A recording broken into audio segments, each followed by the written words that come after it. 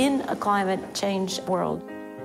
The science will always continue to evolve, but we know enough now to act, and we are acting. We have to see this as an opportunity to learn from the mistakes that we have made. The way we've been doing things in the past is just no longer going to be possible in the future.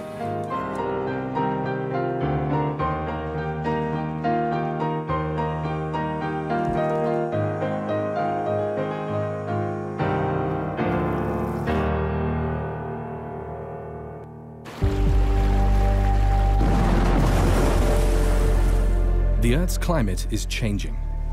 We're confronted with a change in our environment which is unprecedented in human history.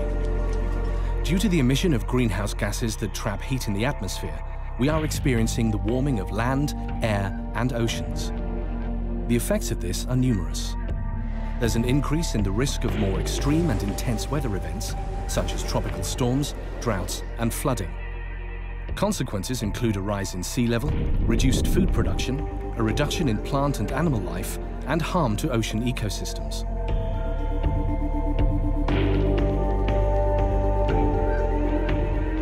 The two main pillars of the Global Climate Change Convention are adaptation and mitigation. And it is the responsibility of this generation, all of us who are alive right now, to mitigate enough, that means to bring greenhouse gas emissions down enough to allow that adaptation, in particular in the most vulnerable communities, is actually possible and effective. Adaptation is the invitation that we're being given to change behaviors and consumption and production patterns that we have had for 100 and 150 years that are simply no longer sustainable. There is a need to mobilize the capacity, the knowledge, the tools, the political and financial support, and the scientific expertise to increase resilience to climate change through adaptation.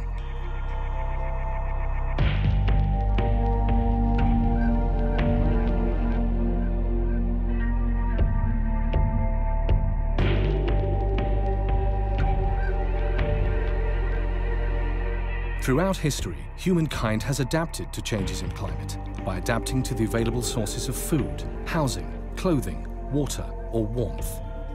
Today, however, climate change is causing changes faster than vulnerable populations and ecosystems can cope with and adapt to. Adaptation responds to the risks while, at the same time, building future resilience.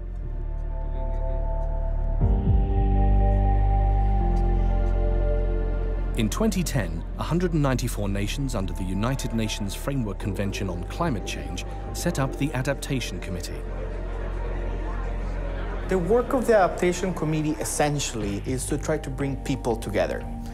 Try to bring governments, representatives from UN agencies, regional centers, and other organizations towards working for a common vision of adaptation. The Adaptation Forum, organized by the Adaptation Committee in November 2013, brought together prominent global leaders and individuals to highlight the urgency of action on adaptation and the way forward. The way we've been doing things in the past is just no longer going to be possible in the future. What we all want is a vision of a climate-resilient future, where, in fact, all rights to food, to water, to health, education, and life are protected, where women are safe and empowered and secure and contributing equally with men. We can see the kinds of investments that we have to make, and it's development, adaptation, mitigation wrapped up together. So for me, actually, it's about political will. We don't know everything, but we know enough to start and start strongly, and we'll discover things along the way.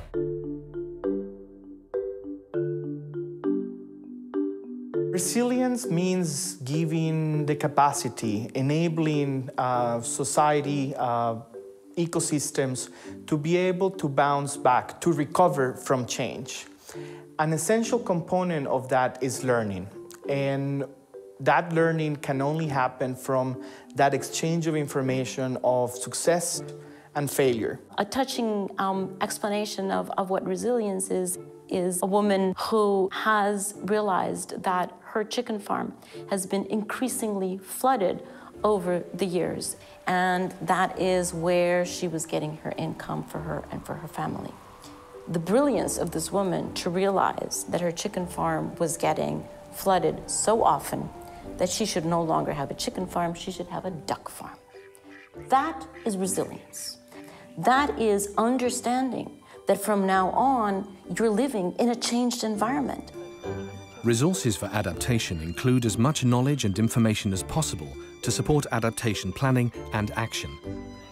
Scientists can provide information on past and present conditions and future risks. Communities can be more prepared for climate change if they are not poor. People who have secure livelihoods, access to education and information on climate change impacts, healthcare facilities, fresh water, sanitation and social support will fare better in the face of climate change. Helping people to prepare for and respond to extreme events is also important, including putting in place early warning systems, understanding vulnerabilities of all members of society, and making sure adequate places to take shelter from storms are available. Access to technology and services and quality infrastructure also contribute to climate-resilient societies. Ensuring ecosystems are healthy and diverse, for instance wetlands, coastal areas and forests, is an important aspect of ensuring resilience.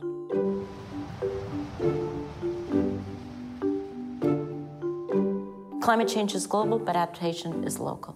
And which adaptation measures need to be taken is very, very much determined by the specific circumstances and by the specific impact that each family, each community, each city is experiencing. Local communities and indigenous peoples, they are at the front lines of climate change. They are feeling the impacts of climate change today firsthand.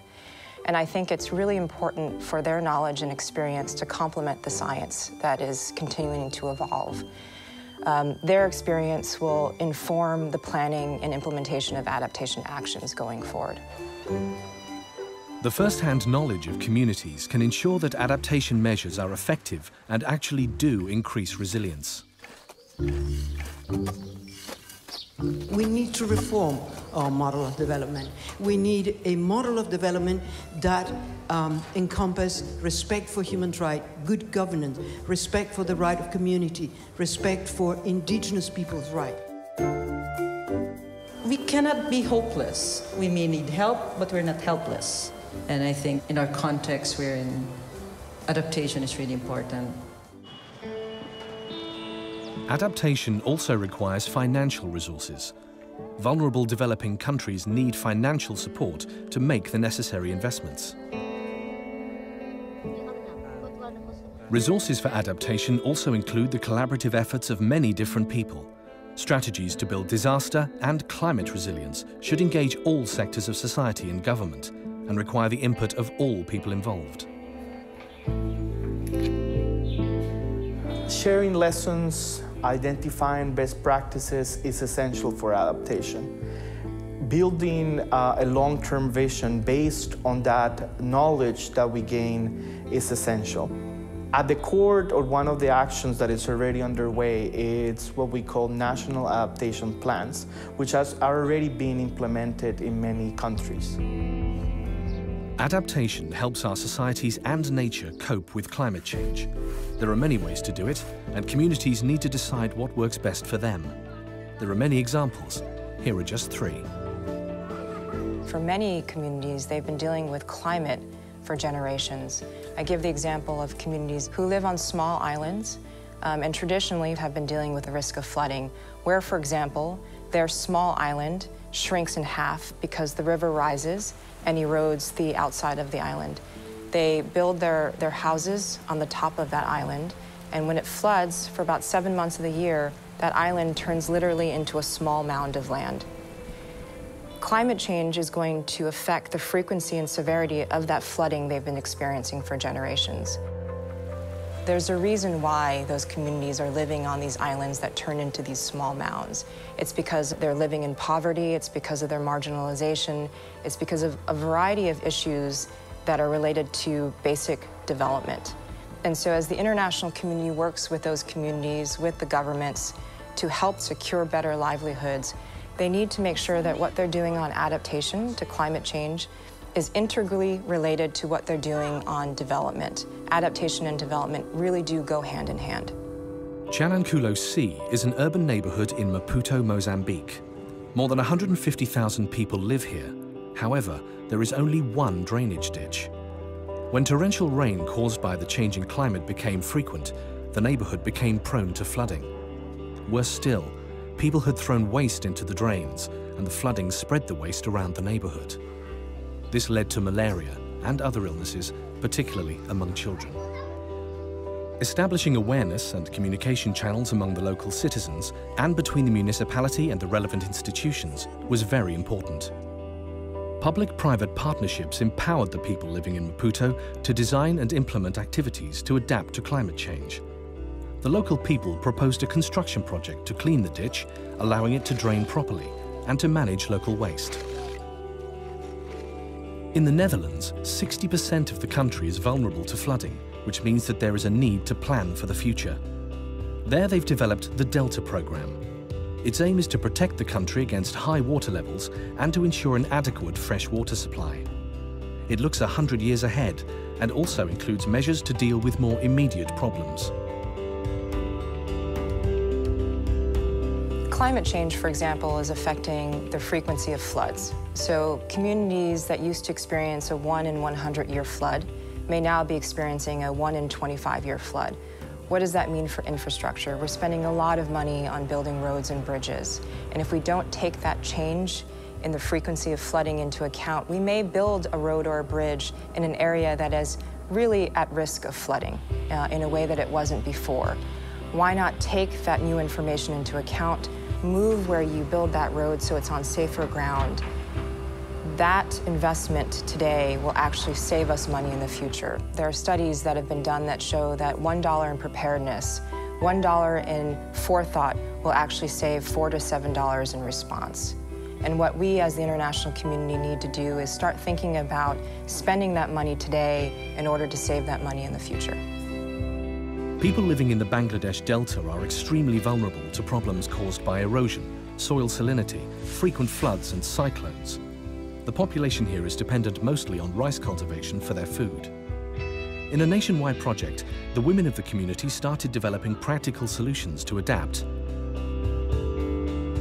They raised dikes for ponds to preserve fresh water all year round. They stopped saltwater intrusion into canals, and they built a bunker for their own safety during cyclones.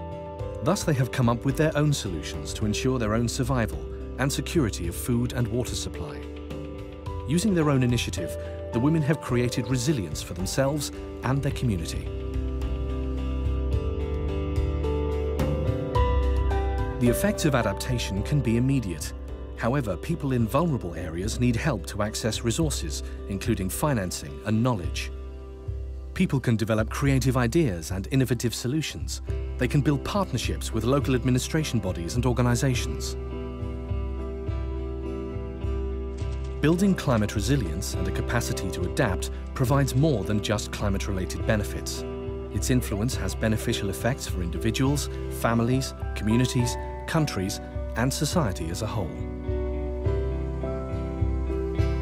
If we don't adapt, we threaten to roll back decades of progress in reducing poverty and improving economic growth. It really does compromise the stability and security of communities and countries. So we have an opportunity to act now and to make investments in adaptation that will have an impact in terms of the future.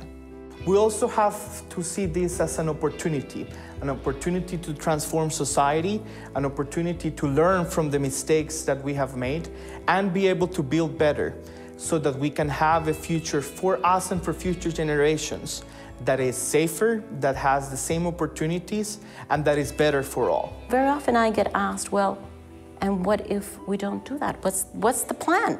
What are we going to do if we're not able to address climate change? And the simple answer to that is, we don't have plan B because we don't have planet B. We have one planet. And so plan A is we are going to address climate change. That doesn't mean that it's easy, because if it were easy, we would have done it. But none of us can hide behind the responsibility and the commitment that we all have to do this, and to do it in a timely fashion.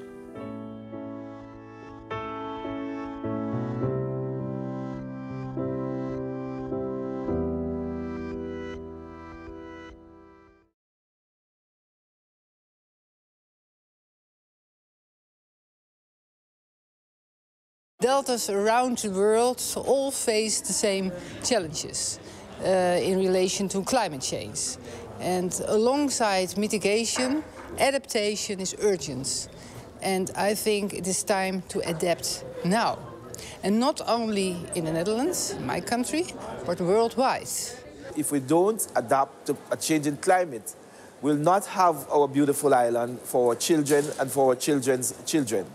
So it is very important that we make all efforts to ensure that this future is secured. For the survival of islands like mine, we have to act and act urgently. Any impact on climate change will affect our economy and our people.